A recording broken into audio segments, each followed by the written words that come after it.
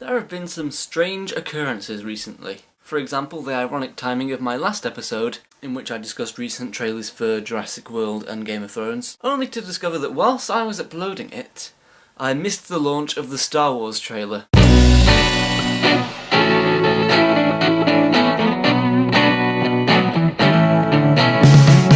So here's some flyby points on what I thought of the Star Wars trailer. I like the idea of a rogue stormtrooper, which is the general belief surrounding John Boyega's mysterious character, who we now know is called Finn. It looks like we'll be returning to Tatooine, and the Millennium Falcon is flying back onto the screen, which is awesome. Also awesome is that new lightsaber held by the mysterious shadowy figure in the forest. The second strange occurrence is that John Connor's face has changed again. And so has Kyle Reese's. Jason Clarke has now taken over from Christian Bale, who I guess was busy saving Egypt. And Jai Courtney is now Kyle Reese. In the new trailer, he does a splendid job of looking nothing like Kyle Reese. Which is strange because in this shot, Emilia Clarke does a splendid job of looking like the original Sarah Connor.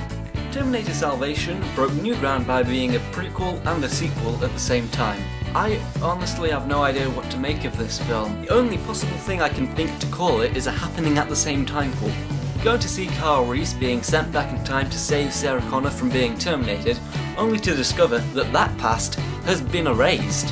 Which essentially means this film has been erased. Let's all let that sink in for a while. Kyle and Sarah are going to go up against the T-1000. No, not that one, this one.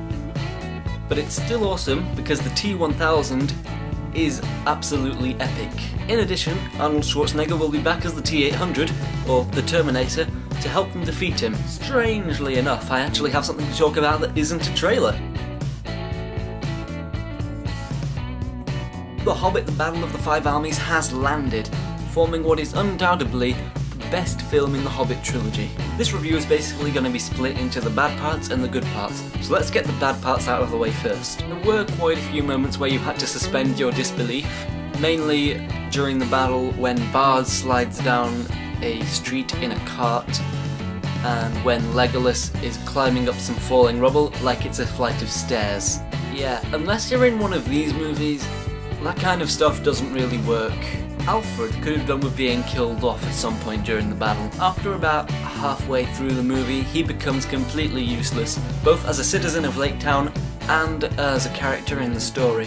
Beorn was in the battle, which is the thing that I said was the one thing I wanted to see in this movie. One thing I want from this film, it is for them not to cut Beorn out of the battle, because in the books, he is there, he's a bear, and he is awesome. But he was only in it for like a couple of seconds. So I'd actually like to see more of him in the movie, and I'd also like to see more of Smaug in the movie. Smaug's attack on Lake Town and ultimate demise at the hands of Bard is actually summed up before the main title of the film. It's the first 15 minutes, which kind of feels a bit pointless. I personally feel that the attack on Lake Town would have been better as the climax to Desolation, rather than the opening to battle. That way this third film could be completely focused on the Battle of the Five Armies and everything that happens after Smaug's death. If it were up to me, I would do it that way, because it would mean I could cut that unnecessarily long sequence at the end of Desolation and move some things further back so that Unexpected Journey actually got somewhere before the film ended. Don't get me wrong, I love all three of these movies, which brings me on to the good points, which by the way, far outweigh the bad ones. Everything that happened at Dol Guldur was amazing. The battle with the White Council and the Nazgul, Galadriel proving once and for all that she is the most badass member of the White Council. Sorry, Hugo. And the end of that scene where Saruman is just like, "Leave Sauron to me." It's just so perfect. I thought Bilbo's growth as a character and Thorin's descent into madness were done very well.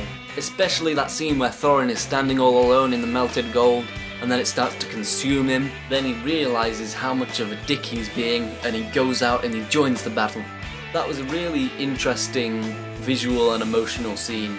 The battle itself was fantastic. It happened pretty much like in the book, starting with the elves and the men preparing to battle against the dwarves. And then the orcs show up, and man, those guys may be evil, but they sure know how to make an entrance. That final showdown with Thorin, Fili Kili, Dwalin, Bilbo, Legolas and Tariel against Azog and Bold and their forces It was dramatic, it was emotional, it was tense, it was spectacular. In both the book and the films, Feely and Keely were my favourite characters, and I thought that in the film their deaths were handled very well. Thorin's battle with Azog at the end, just wow.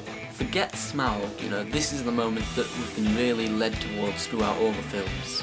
Seeing Thorin gain the advantage over Azog and trap him under the ice, and then you're like cheering for Thorin, but then Azog comes back up through the ice and stabs him. I thought it's one of the best scenes from all 6 films. Also, Thorin's final farewell to Bilbo, it really tugged at the heartstrings. I mean, it was no Boromir, but let's face it, no death scene will ever be quite like Boromir. Bilbo's return to the Shire to find everyone else ransacking his house was something they kept in from the book that I didn't think they would, but they did, and even though it took place in a shorter space of time, it was still a very nice, amusing way for Bilbo to return home. The ending hints at the ring taking over Bilbo, and it goes back to the Ian Holm version of Bilbo that we see at the start of Journey. The very last moments of the film consist of the dialogue from the opening of Fellowship, as the camera pans down to the map of the Lonely Mountain, which I thought was a very nice way to bring things full circle. In other news, there is a prequel Superman TV show in development, which will focus on Superman's grandfather, Jor-El's father, and his time on the planet Krypton. We may see a younger Jor-El, and we'll probably see a lot of the more famous Kryptonian supervillains. So it will basically be like Gotham, but Krypton. Oh, and by the way, Benedict Cumberbatch has been cast as Doctor Strange, which is awesome. I don't know a lot about Doctor Strange, but I know that he's magic, so if you want to see Sherlock meets Harry Potter, go see this film.